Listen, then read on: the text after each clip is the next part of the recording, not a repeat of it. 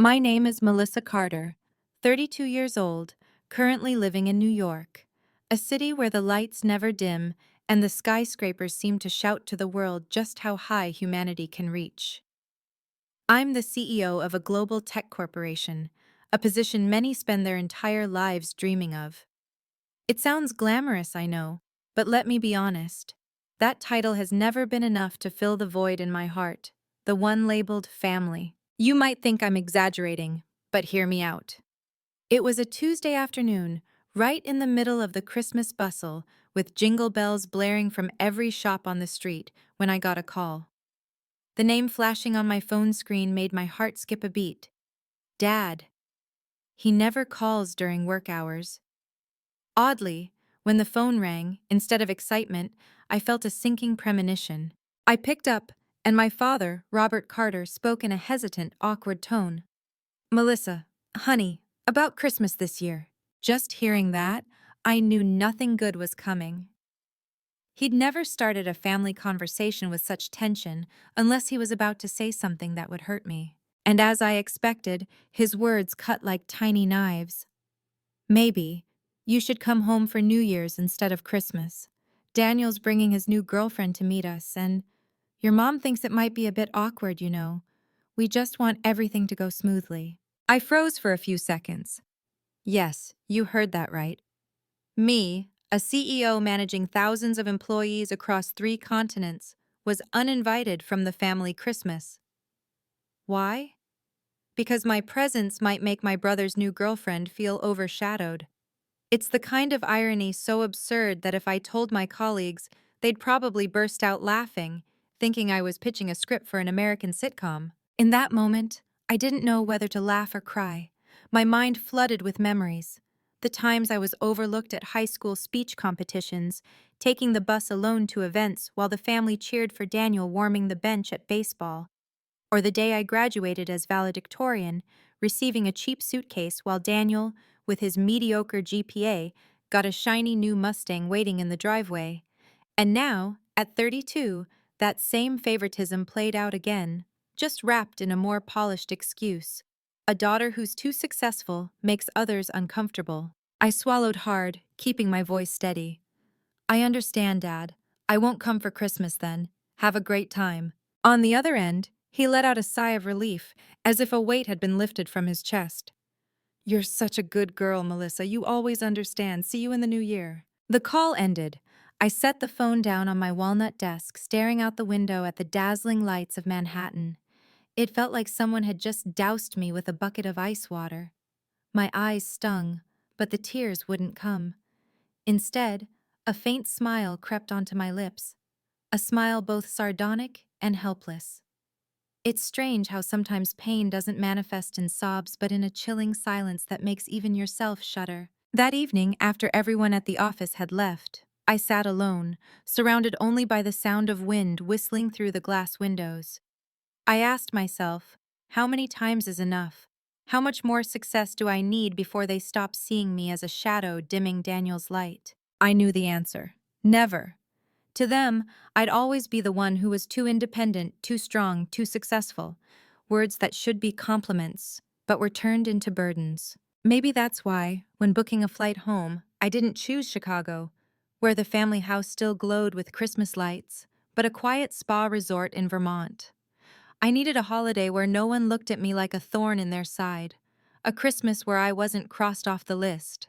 Ironically, while soaking in a hot tub at the resort, I scrolled through my phone and saw my mom's status update. Perfect Christmas with Daniel and his amazing girlfriend Laura, so proud of these 2 power players. I laughed out loud, startling a guest nearby. Power players? Daniel, the guy who changed jobs like he changed shirts, was now a power player just because he was dating a mid-level manager? Honestly, fate's irony could outshine any Hollywood screenwriter. But when the laughter faded, all that remained was emptiness. Christmas, a time meant for togetherness, for families to grow closer, had become stark proof that I'd never truly belonged there. I whispered to myself, "That's it, Melissa. Stop expecting. They'll never see your true worth." In that moment, for the first time, I admitted the harsh truth. My family would never change. I could keep sacrificing, striving, waiting, but the outcome would always be the same. The Christmas cut didn't just exclude me from a dinner. It severed the fragile thread of hope I'd clung to for over 3 decades.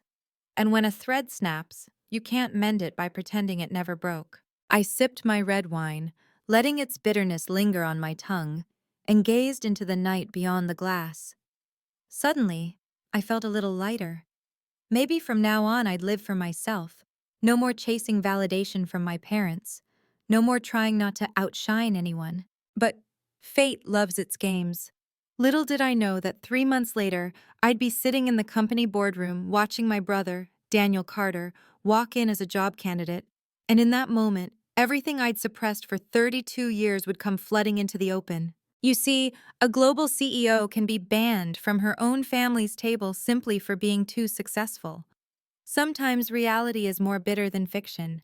I believe many of you have felt overlooked or sidelined in your own homes at least once. Drop a comment below to let me know I'm not alone. If anyone asked me, "What was your childhood like?" I'd probably give a wry smile and say, "Perfect, on paper." In 1990s suburban Chicago, the Carter household looked like the poster child for the American middle class. My dad, Robert, worked in real estate. My mom, Linda, was an accountant at a local bank. A two-story house with a white picket fence, a two-car garage, and a neatly trimmed lawn. Everything gleamed like a Better Homes and Gardens ad. Outsiders would gush. "The Carters are so lucky. 2 healthy kids, a boy and a girl. Picture perfect." Yes, picture perfect. But if anyone stepped inside, they'd soon realize that the glossy facade was just a thin coat of paint, hiding a suffocating layer of favoritism. My younger brother Daniel was the sun in my parents' universe from the start. Me, Melissa, the older daughter with a wall full of awards, was just a stray planet orbiting around him. The irony? My light was always cast as his shadow. I vividly remember one fall day when Daniel brought home a math test with a bold C+ scrawled in the corner. My mom, instead of frowning, cheered like she'd won the lottery. "You're improving, Daniel. Great job. Let's all go get ice cream tonight." I was sitting at the dinner table, holding out my pristine test paper with a red 100 excellent written across it. My mom glanced at it, gave a curt smile. "Yeah, I know, Melissa. You always get good grades. That's just expected." Do you know what that feels like? When your effort is treated as an obligation. I sat there, my ice cream melting into a puddle, while Daniel's grin lit up the room. A question rose in me then, one that still tastes bitter today. Why is my brother rewarded for not failing, while I get nothing for being exceptional? Moments like that became a refrain. My dad never missed a single one of Daniel's baseball games, even when he just sat on the bench and the team lost 15 games straight. Me? When I made it to the state speech competition finals, they claimed headaches or work conflicts, leaving me to take the bus alone. I won first place. The shiny medal gleamed as I walked into the house, but my parents were on the couch cheering Daniel's video game. "Boys need more encouragement," my dad would say with conviction. "Girls are independent, strong, they can handle themselves." It sounds reasonable on the surface, but imagine being 16, having just won the biggest award of your school life, and your parents don't even look up from the TV. You'd understand that the independence they praised was just an excuse to neglect you. That injustice ate away at me, like a tiny crack in a wall. Unnoticeable at first, but over the years, it spread across the entire house. The most bitter memory, the one that crystallizes the favoritism, was my high school graduation. I stood on stage, delivering the valedictorian speech to hundreds of students and parents. I'd practiced that speech for a month, rehearsing in front of a mirror until my voice gave out. When I stepped down, I was stunned to see my parents, clapping half-heartedly as if they were at someone else's ceremony. That night, we went home. In the garage, Daniel, who was only a junior with a mediocre GPA, was handed the keys to a shiny red Ford Mustang. My dad slung an arm around him. "Son, this is for your efforts. Time to grow up now." I stood there, holding the gift my mom gave me, a cheap suitcase, still tagged. "This is for you, Melissa. For your future," she said with a smile, but her eyes avoided mine. It's hard to describe that feeling. I was 18, valedictorian, having conquered countless exams alone, craving just a sliver of recognition. Instead, I got a suitcase, a tool to leave home, while my brother got a Mustang, a symbol of belonging and freedom. The message was clear. Melissa, you were born to leave. Daniel, you were born to stay and be cherished. That night, I lay in my room, the suitcase at the foot of my bed, my heart heavy as stone. I heard Daniel and his friends cruising the neighborhood in his new car, their laughter echoing back. I realized then that two-story house with the white picket fence was never truly my home. I was just a long-term guest in my own family. Some say favoring sons over daughters is common in traditional families. But I wonder, in America, where everyone preaches fairness and equal opportunity, why did I have to learn in my own kitchen that love comes with limits and hierarchies? Those memories, though dusted by years, stain like ink on white paper. They haunt me even in my dreams. Some nights, I wake up, heart pounding, my dad's voice still ringing. Boys need more support. Girls can fend for themselves. Maybe that's why I learned to fend for myself early on. I mastered budgeting, planned every step, built a habit of never needing reminders. Unintentionally, that neglect became the forge that toughened me. But don't mistake it. Strength doesn't mean painless. In truth, that strength was just armor I wore to hide wounds no one bothered to see. And you know the cruelest part? Growing up, I didn't envy Daniel for his Mustang or the hugs he got. I envied my parents' eyes, the warm, proud gaze they gave him, something I never had. If the previous chapter was the Christmas cut of 2023, this one is the blood that's been spilling for 30 years. It's not a fresh wound, it's a scar that stings with the lightest touch. What do you think of a childhood where a brilliant daughter is taken for granted, while a mediocre son is celebrated? Have you ever experienced favoritism in your own family? If you find this story compelling, comment why. If it's not gripping enough, comment N. They say college is the golden age of freedom, where you discover yourself, experiment with love, and party all night. For me, college was a battlefield, and every day in class was like suiting up for war. I got into Northwestern University in 2009, one of Chicago's top schools, with a few partial scholarships. For many of my peers, it was a ticket to a world of opportunities. For me, it was like getting a VIP pass to a fancy restaurant with only a few bucks in my pocket. I had to cover the rest myself. Let me be clear, my parents weren't poor. In fact, they'd set up a college fund for Daniel, carefully planned, enough to cover 4 years at any school, even Stanford. Me? When I asked for help with application fees, my dad waved it off. Smart girls figure it out. We have to focus on Daniel's future. That seemingly harmless comment was like an iron gate slamming shut in my face. I understood. If I wanted to move forward, I had only one path: hustle. So I entered college with 2 old suitcases, $300 saved from summer jobs, and a heart both eager and anxious. While my friends decorated their dorms with fairy lights and band posters, I hung a schedule packed with work shifts. Morning shift, 5 a.m. to 9 a.m., campus coffee shop. I stood behind the espresso machine, learning latte art while my eyes were still half closed from late-night studying. On busy mornings, my hands trembled as I frothed milk, secretly wishing I could afford to be a customer instead of a barista. Afternoon shift, a few hours of admin work at a small business near campus. My job was data entry, photocopying, and sometimes running errands for the boss. It sounds mundane, but those hourly wages were my lifeline for dorm fees and textbooks. Evening shift, tutoring high schoolers in math. This was the job I loved most, because at least there, I was recognized. Every time a student's eyes lit up after cracking a tough geometry problem, I felt a small reward. At least here, my abilities weren't expected. 3 jobs, plus a packed class schedule, turned me into a walking machine. Friends invited me to bars, I declined. Student club offers? I gave an awkward smile. Sorry, I have work. At night, I studied while eating instant noodles, listening to Daniel call home about joining a fraternity or planning a spring break trip to Florida, all funded by my parents' endless stream of money. Once, during a call home, I hinted at my exhaustion. "Mom, I'm juggling 3 jobs. Sometimes I don't think I can keep up." She cut me off. "Come on, Melissa, you're always so strong.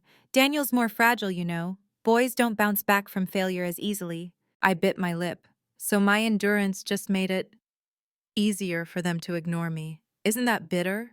My resilience became their excuse to pour all their love into someone else. Some nights, after long shifts, I sat alone in the 24-hour library. Outside, snow fell silently on the quad. Inside, I shivered from cold and exhaustion. I'd ask myself, do I deserve to be treated like this?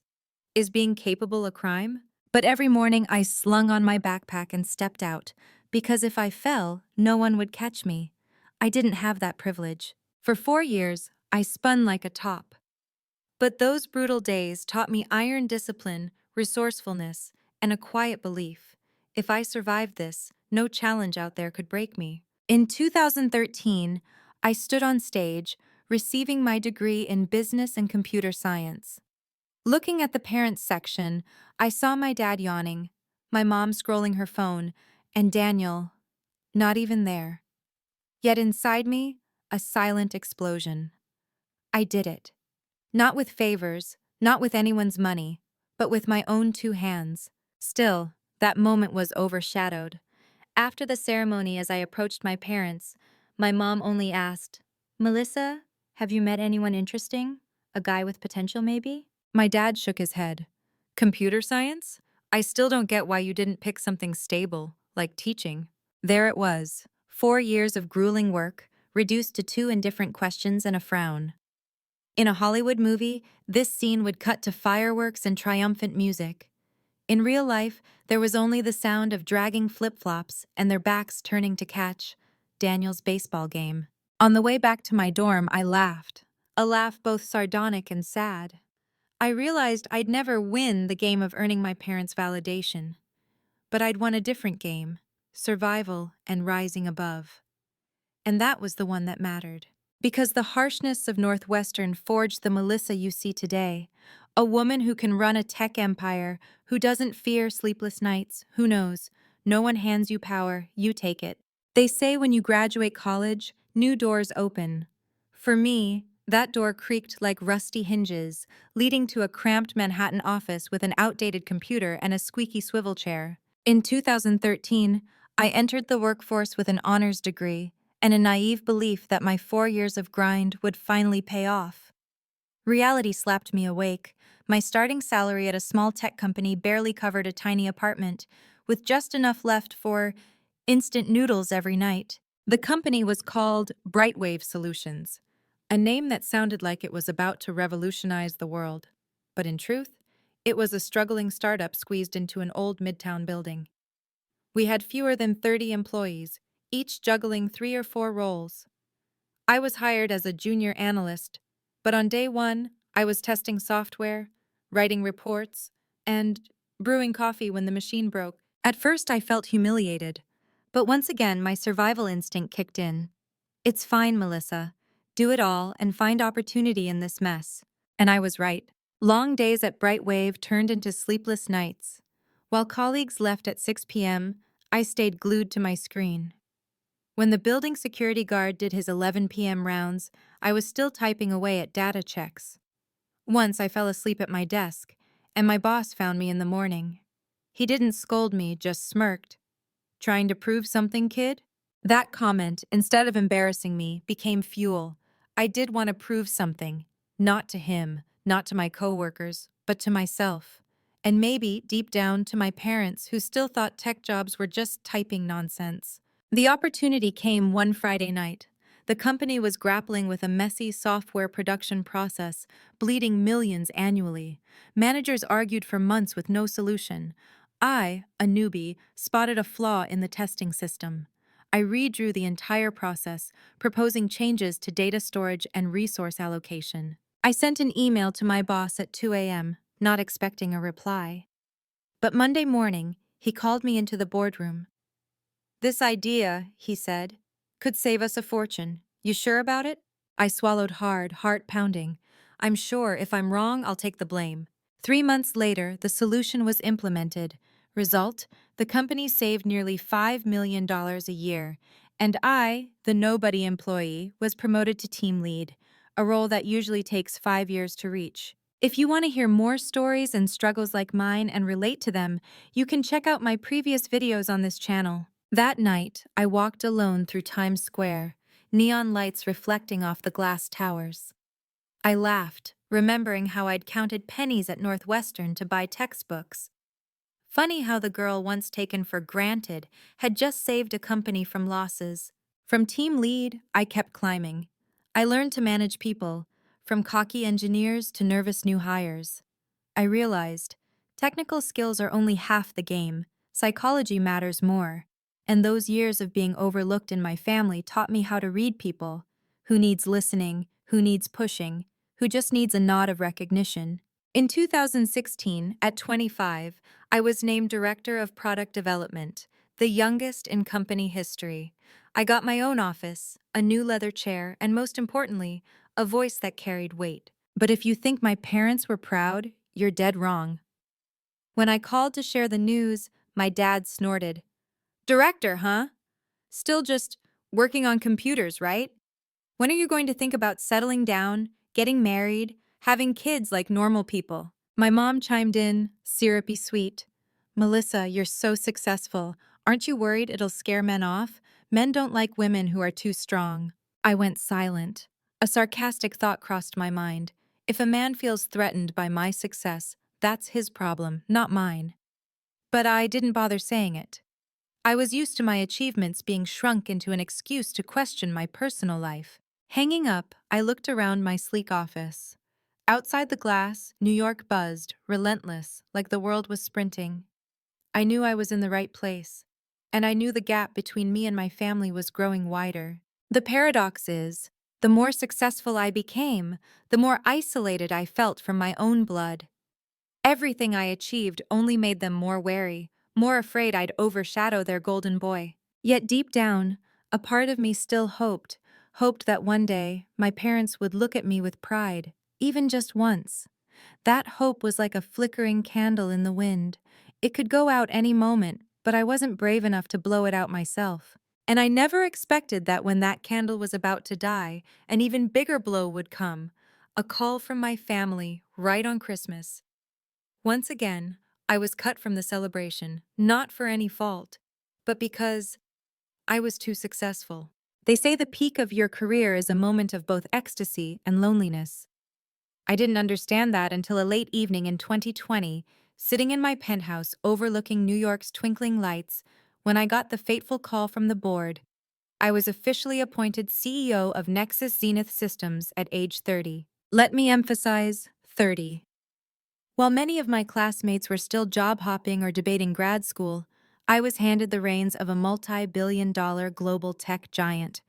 It wasn't just a personal leap, it was a historic milestone in tech. A young woman, no silver spoon, climbing to a peak dominated by gray-haired men in gray suits and red ties. That moment, I should have called my parents right away. Part of me still hoped. This time, they'll be proud. How could they ignore this? CEO. I dialed, heart racing like I was 16 again, nervously showing off a speech award. The phone rang a few times, and my mom picked up, her voice its usual half-hearted sweet. Melissa, you're calling? Your dad's watching the news. I took a deep breath. Mom, I just got appointed CEO, full control of Nexus Zenith. It's the third largest tech company globally. Before I could finish, my dad cut in. CEO of what company? Some startup? I forced a laugh. No, Dad, it's a multinational, offices on 3 continents. I'll manage over 20,000 employees. Silence. I waited for cheers, or at least a congratulations. Instead, my mom sighed, almost pityingly. Oh, that sounds exhausting. Are you sure this job won't make you unmarriageable? Men don't like women who are too busy. My dad added, Yeah, Daniel's dating a girl who's a manager at a real estate firm. She's got potential, great people skills, really cares about others. If they marry, they'll be a real power couple. I froze. I'd just shared earth-shattering career news and they pivoted to Daniel's new girlfriend. If someone filmed that moment, they'd see a woman sitting still, phone in hand, face expressionless, but a storm raging inside. I wanted to scream, "I'm not Daniel's backdrop. I just achieved what few in the world ever do." But I knew it was pointless. Over the years, I'd learned they only hear what reinforces their existing beliefs. And those beliefs always revolved around Daniel, the one who needed support. After the call, I poured a glass of red wine, each sip bitter in my throat. Outside, Times Square glowed with massive LED screens, but inside, I felt only darkness. I wondered, why does bigger success bring deeper loneliness? Is it because I keep foolishly hoping they'll see me with pride, while they only see Daniel with love? As CEO, I stepped into a relentless whirlwind, meetings across time zones, negotiations with Japanese partners at midnight, signing deals in Frankfurt at dawn. The press called me a new feminist icon. The company's stock soared. I spoke at Davos, sharing stages with names I'd only seen on TV. Ironically, to my parents, none of that matched a family dinner. They didn't ask about the billion-dollar deals I signed. They only asked, "Melissa, have you met someone decent yet? Daniel's getting married soon, you know." I gave a bitter laugh. A multinational CEO reduced to the unmarried daughter. If this wasn't real life, I wouldn't believe it myself. Yet in that pain, I began to see a truth. My family wasn't the measure of my worth. They couldn't and wouldn't ever see me fairly. But the world out there was different. Colleagues, investors, employees, they looked at me with respect. And more importantly, I started learning to see myself with the recognition I never got from family. I remember a press conference when a journalist asked, "What's it like being the youngest female CEO in global tech?" I answered calmly, "It's proof you don't need everyone's validation to succeed. Sometimes the absence of support is the fuel that drives you further." That quote went viral, but only I knew the everyone I meant was my parents. 4 years as CEO taught me plenty: how to handle crushing pressure, make 5-minute decisions that could change thousands of lives, and hide personal wounds under a steel mask. But no matter how well I played the tough role, every holiday, seeing colleagues hand in hand with their families, I'd feel that familiar emptiness. The peak of success is dazzling, but it's also cold, like a snow-covered mountaintop. The higher you climb, the fewer companions you have, and when you look back, your family, the supposed warm hearth, is just a shadowy void. To give you context, in late 2021, my company hit record profits. I texted my parents the news. They replied 2 days later with a photo of Daniel and his new girlfriend captioned, "Wedding bells soon, our son's killing it." I laughed. They'd been consistent for 3 decades, and maybe that consistency was what finally snapped me out of my delusions. Some calls you'll remember forever, not because they bring joy, but because they mark the moment you realize you no longer belong to what's called family. For me, that moment came one December afternoon, as snow blanketed New York, and my phone lit up with, "Dad." "Melissa." My dad's voice came through awkward, like he was reading a pre-written script. "About Christmas this year. Your mom and I talked. Maybe it's better if you visit for New Year's instead of Christmas Eve." I stayed silent for a few seconds. I didn't need him to finish. I was too familiar with their roundabout way of hiding harsh truths. I asked, voice steady, "What's the reason, Dad?" "Well, Daniel's bringing his new girlfriend, Laura. She's a manager at a real estate firm. It's her first time meeting us. We don't want any comparisons that might make her uncomfortable." In plain terms, they feared I, the overly successful daughter, might accidentally overshadow Daniel's new girlfriend.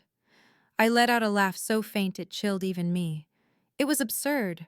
I'd been sidelined for a state speech award, for being valedictorian, for graduating with honors.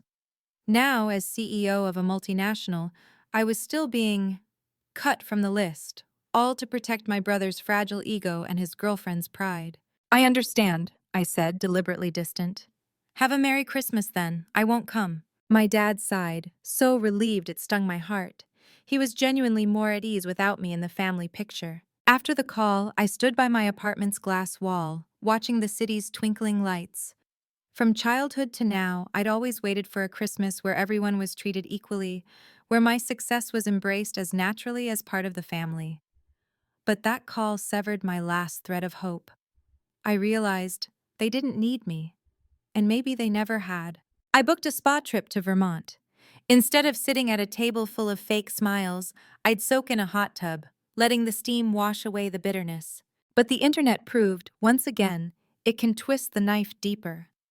On Christmas Eve, as I sipped wine in the quiet resort, my phone buzzed. I opened Facebook. My mom's post, with a string of glowing photos. Perfect Christmas with Daniel and his amazing girlfriend Laura. So proud of these two power players. Those two words, power players, made me laugh. Daniel, who job hopped like it was a hobby, was now a power player, just for dating a mid-level manager. Meanwhile, I, CEO of a multi-billion-dollar empire, wasn't mentioned once. I laughed until tears fell. Fate's irony was flawless. No matter how high I climbed, I was invisible, while Daniel just had to bring a girlfriend home to be the pride of the family. But after the laughter came a heavy silence. I closed my phone, leaned back, and felt empty. The real pain wasn't being cut from the dinner, it was realizing I'd never truly been part of the family picture my parents painted. That night, in the spa room, I made a vow. I'd stop seeking their validation. If I kept climbing, it would be for me, for the values I believed in, not to hope for the day my parents said, "We're proud of you." The next morning I woke up lighter. Letting go of hope was like pulling a bad tooth, painful at first, but then a relief. I knew a new chapter was about to begin, one where I'd live without needing to prove my worth to those who refused to see it. But fate wasn't done with me. 3 months later, as I settled back into work, HR walked into my office with a file. She set it on my desk and said, "Melissa, we have a strong candidate for the product manager role, but there's a twist. The candidate's name is Daniel Carter, noted as family relation to leadership." I froze. Yes, Daniel, my brother, had applied for a job at my company, and I knew the Christmas cut was just the start of a much deeper wound. Some mornings in Manhattan, you walk into the office expecting to tackle a stack of reports, only to find a ticking time bomb on your desk. For me, that bomb was a slim blue folder. HR Director Jennifer knocked, placed it in front of me, her voice calm but cautious. "Melissa, here's a new application for the senior product manager role. The candidate has varied experience, but—" She hesitated. "There's a note about a potential conflict of interest." I frowned, opened the file. The bold text at the top hit like a slap. Name, Daniel Carter. I exhaled sharply. Daniel, my brother, the one celebrated for a C+, was applying to work at my company where I'm CEO. In that moment, my heart pounded like war drums. Part of me wanted to laugh. For years, I'd been unfairly compared, cut from Christmas to make room for Daniel's promising career. Now the golden boy was applying to work under his sister. The irony was so rich Hollywood couldn't dream it up. I looked up, meeting Jennifer's wary but restrained gaze. She knew how messy this could get.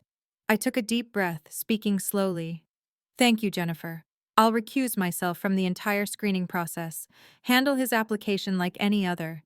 If he's qualified, let his merits speak." She nodded, respect clear in her eyes. "Are you sure, Melissa?" I gave a faint smile. "I've spent my life in Daniel's shadow. If I'm not fair now, everything I've worked for will vanish in a single note." Jennifer left, leaving me alone with the file. I opened it again, reading carefully. Daniel listed 3 recent jobs, product marketing at mid-tier firms with solid results, plus an online business management certificate. Honestly, not bad. If he were a stranger, I'd probably nod for a first-round pass. And that's what shook me. Had Daniel, after years of being coddled, finally learned to swim? Or was this another calculated move riding my coattails to leapfrog? My mind spun with scenarios. 1. Daniel gets hired, the press digs up our connection, and the company buzzes with nepotism rumors. 2. Daniel's rejected, and I'm the cold sister who blocked her brother. 3. Daniel underperforms, and I take the heat. 4.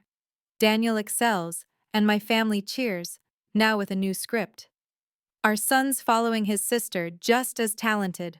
No matter the outcome, I lose. I thought back to last Christmas, my mom's post about perfect Christmas with Daniel and Laura, not a word about me.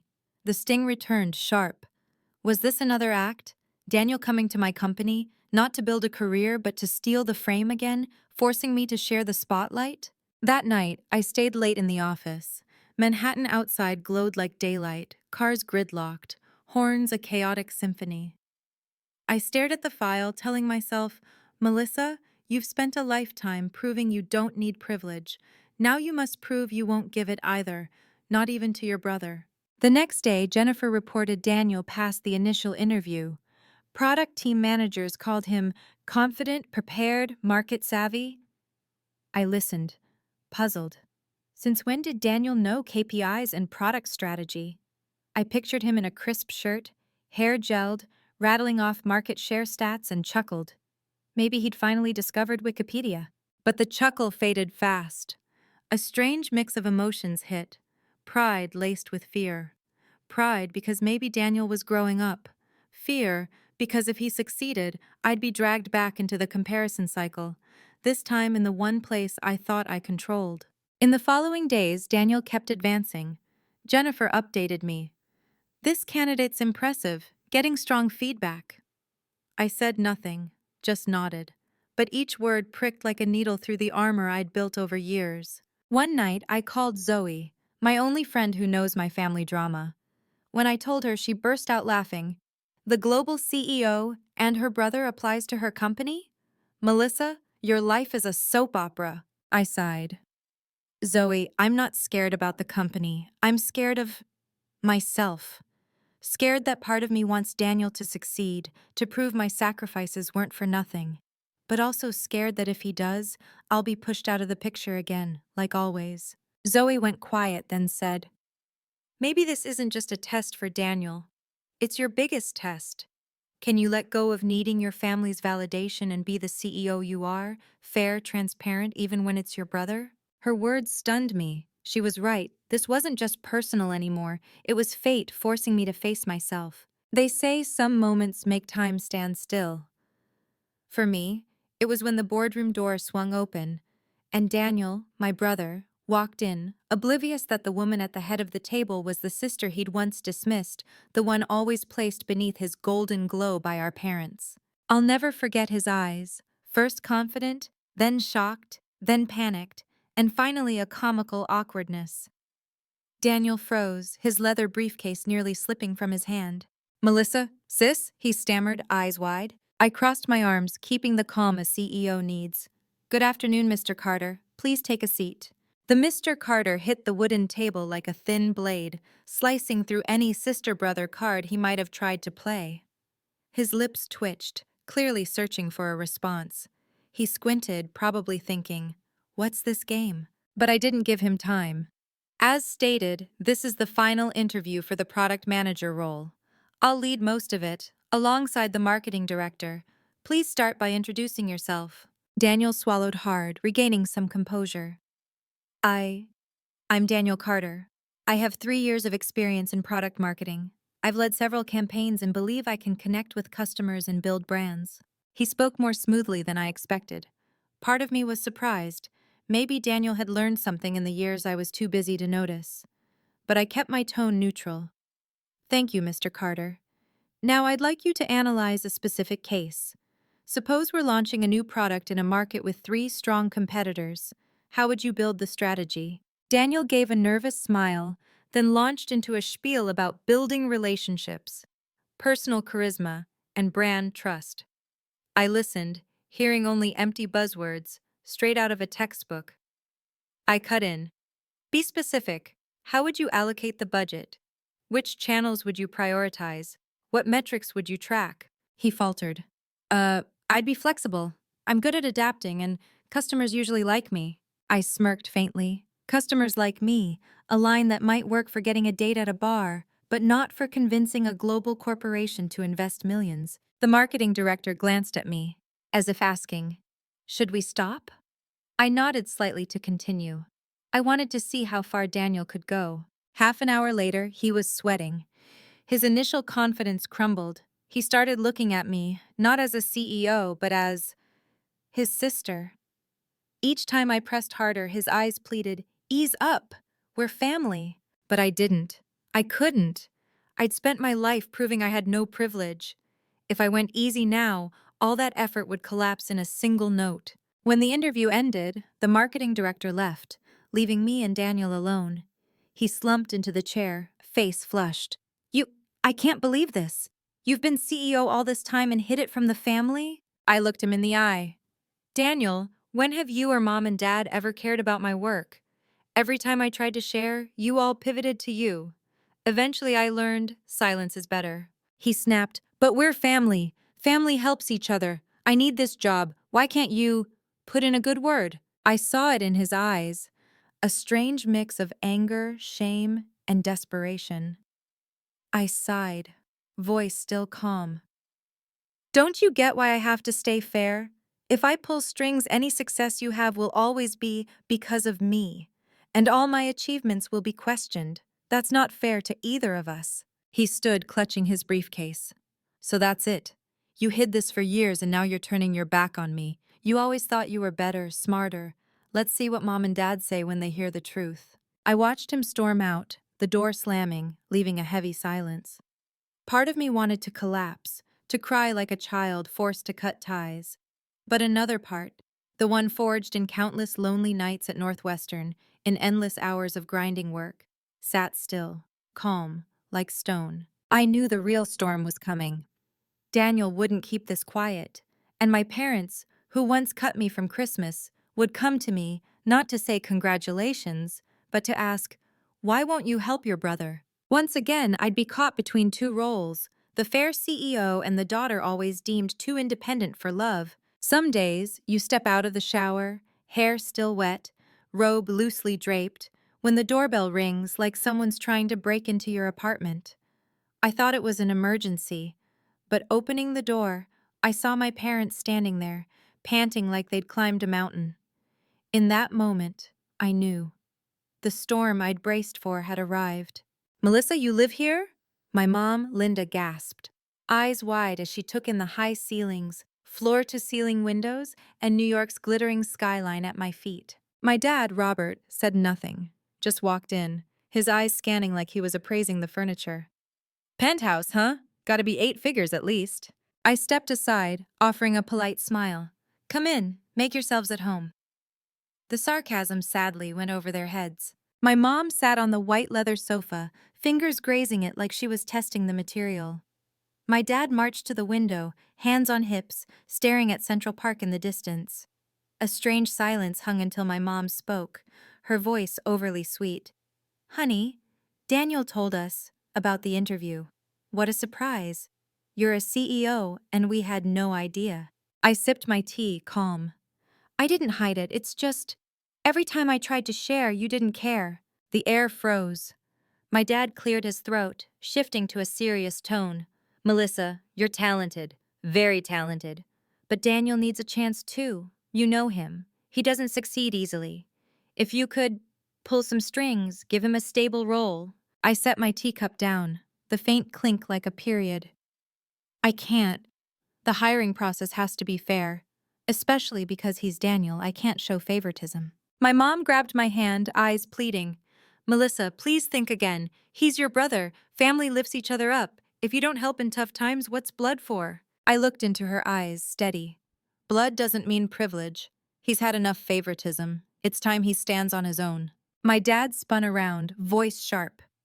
"You say that so easily. You have everything. Daniel has nothing. Do you know we're struggling? The house needs a new roof. Taxes are up. We've borrowed to support Daniel for years. You could help the family. Why turn away?" I took a deep breath. This was their trump card. Guilt. They believed I somehow owed them for raising me. But I remembered every penny of college tuition I scraped together with 3 jobs. I remembered freezing nights eating instant noodles while Daniel's college fund was fully covered. I remembered their silence when I won awards, and their cheers when Daniel barely hit a ball. I stood, walking slowly to the window. The city's lights reflected my face, calm but resolute. I turned back, speaking clearly. I won't give money. I won't arrange for Daniel. But if you truly want help, I have one condition. They looked surprised, waiting. My condition: we all do family therapy, weekly, for 6 months. I'll cover all costs. If you and Daniel genuinely change, I'll consider limited financial help. If not, we stay as we are. Distant, polite, pretending everything's fine. My mom gave a nervous laugh, like I'd suggested something absurd. Therapy? Melissa, we're not crazy. I smirked. Therapy isn't for craziness. It's for fixing how we treat each other. For 30 years, this family's been stuck in a cycle of favoritism and silence. If you won't face it, there's nothing left to discuss. My dad frowned, stepping closer, voice low but tense. You're using money to control us? I met his gaze, unflinching. No, I'm using boundaries to protect myself. The room fell silent, only the hum of Fifth Avenue traffic below. My mom looked down, hands trembling. My dad stared at me, a mix of anger and helplessness in his eyes. I knew then. They no longer saw me as the weak daughter they could ignore. They saw a grown woman setting the rules. And that, to them, was harder to accept than my being CEO. After a heavy pause, my mom whispered, "We'll think about it." I nodded, softening. I don't want to lose family, but I won't sacrifice my mental health to keep a facade. They left quietly, no hugs, no well wishes. As the elevator doors closed, I felt weightless. Not because I won, but because for the first time I'd set terms to protect myself. Some moments force you to pause every argument, leaving only one question: who'll stand tall when everything collapses? For me, that moment came one May afternoon, in a heated argument in my living room. My dad, Robert, always known for restraint, exploded like a slow-burning bomb. He slammed his hand on the table, voice booming. "You're so selfish, Melissa. You have everything and won't help your family. You think being CEO makes you bigger than your parents?" My mom, sobbing, chimed in. "You don't care about your brother, fine, but not even your parents? What was all our raising you for?" I stood there, their words like knives twisting. I wanted to fire back, to yell that they never truly raised me, that I paid my own tuition, juggled 3 jobs, fought loneliness alone. But as I opened my mouth, my dad clutched his chest and collapsed. It happened in seconds, but felt like a lifetime. His face went pale, eyes wide with panic. My mom screamed. I didn't think, just rushed to catch him. "Dad, can you hear me?" I shook him, voice trembling but mind oddly clear. I yelled toward the door, "Call 911 now!" Within 10 minutes, my penthouse living room became an emergency scene. Ambulance sirens wailed, paramedics rushed in with a stretcher, monitors, oxygen tanks. I walked beside them, holding my dad's hand, trying to reassure, "It's okay, Dad, I'm here." And for the first time in my life, I saw his eyes look at me not with disappointment, but with trust. New York Presbyterian Hospital glowed with fluorescent lights. My dad was rushed to the ER. I signed stacks of medical bills without blinking, company card, personal account. I pulled from both without hesitation. It wasn't about showing off, it was proof. I could handle this. Me, the too independent daughter, was the only one equipped to manage this crisis. My mom sat in the waiting area, hands shaking, tears streaming. She turned to me, whispering, "Melissa, will he be okay?" I put a hand on her shoulder, steady. "He's with the best team. I've called in a top cardiologist. Trust me, Mom." I realized then, trust me was something she'd never said in 32 years. It was both bitter and relieving. The waiting hours dragged like centuries. I sat in the hospital corridor, watching people pass, memories flooding back. My dad cheering Daniel at baseball, missing my speech awards, refusing to pay my college application fees but funding Daniel's college fully. All those wounds piled up, heavy. Yet when the ER doors opened and the doctor said, "He's out of danger," I broke down, not from resentment, but relief. Despite the pain he'd caused, he was still my dad, and I couldn't turn away as he fought for his life. The next day, he woke in the ICU, frail, tubes in his arm, monitors beeping steadily. I sat beside him, holding his cold hand. He opened his eyes, looked at me for a long moment, and whispered, "Melissa, you're here?" I smiled faintly. "Yes, Dad, I haven't gone anywhere." His eyes glistened. Then, unexpectedly, he gripped my hand. The hand that always held Daniel, now holding mine for the first time. "I'm sorry. I thought your independence was a wall. But now I see. It's strength. You saved me. You saved this family." My heart ached. I dreamed my whole life of hearing acknowledgement, not from the world, but from him. And finally, in that cold hospital room, I had it. Tears fell, but they were tears of release. I whispered, "Rest, Dad. I'll handle the rest." During his recovery, I became the anchor, working remotely, signing contracts, while staying at the hospital. I called in nutritionists, coordinated physical therapists, managed every detail. My mom watched, stunned, as if seeing me for the first time. One evening, as my dad slept, she said softly, "Melissa, I was wrong. You were so strong. I forgot you needed love too." I didn't reply, I just smiled because I knew that apology, though late, was precious. The hospital scare shifted the balance. From the daughter who didn't need worrying about, I became the only pillar. My dad looked at me with respect. My mom stopped her jabs. Daniel, sitting quietly in the corner, saw his sister not as a discarded shadow, but as the true backbone. I don't know how long this change will last, but at least it planted a seed that independence isn't about cutting yourself off from family. It's the strength to save them when everyone else falls. The last night in the hospital, my dad held my hand, voice choked. "Melissa, you're my pride. I was wrong, so wrong." I looked at him, the yellow light catching his wrinkled face. I didn't say, "I forgive you," or "I'm still angry." I just whispered, "What matters is from now on, treat us all as family, not just Daniel." He nodded, tears rolling down his temples. Maybe nothing's stranger than the day you have to sit down and rewrite what family means. For me, that day came in December 2023, exactly a year after the call that cut me from Christmas. This year, instead of the familiar suburban house with garish lights and strained air, we chose a small Italian restaurant in Manhattan, where golden candlelight flickered on wine glasses and soft piano notes wove through the tables. No worn-out sofa, no spotlight on Daniel's glow, just a neutral space, fair, enough to start anew. I walked in, wearing a simple black velvet dress. Not the power suit of a CEO, but the outfit of a woman joining her family for dinner. My dad was there, his face still etched from the heart attack, but his eyes softer. My mom sat beside him, slower, less hurried. And Daniel, surprisingly, looked different. Neat, confident, without his old carefree swagger.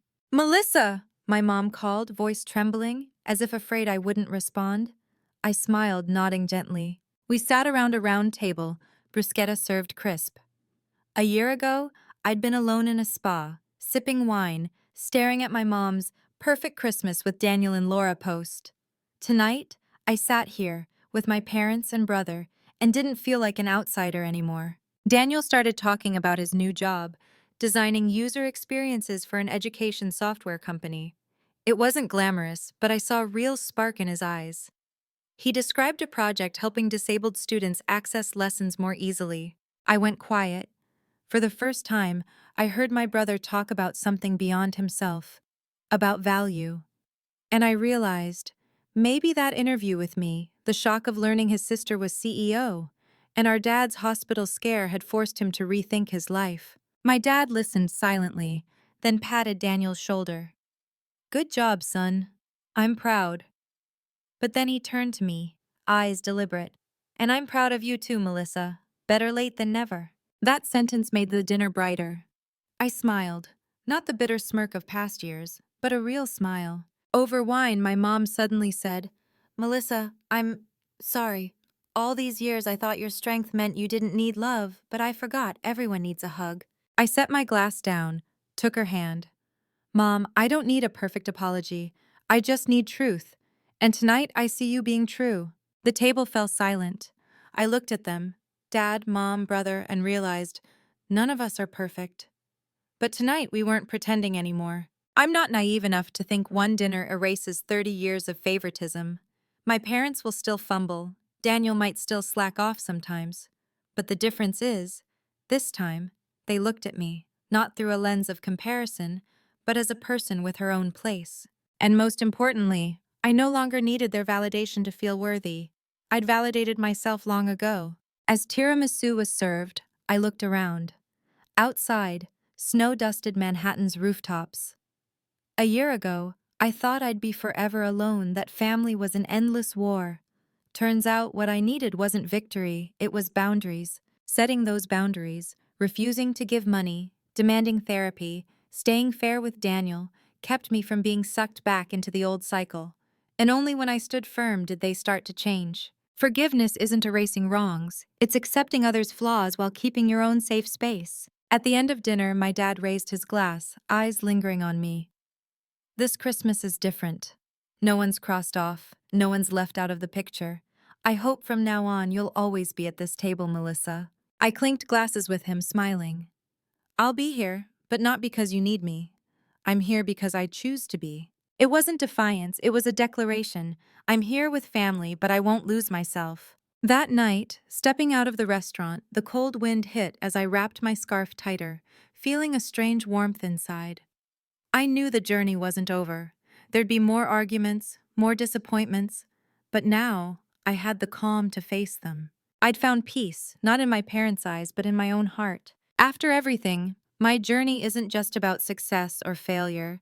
It's about finding myself amid family wounds.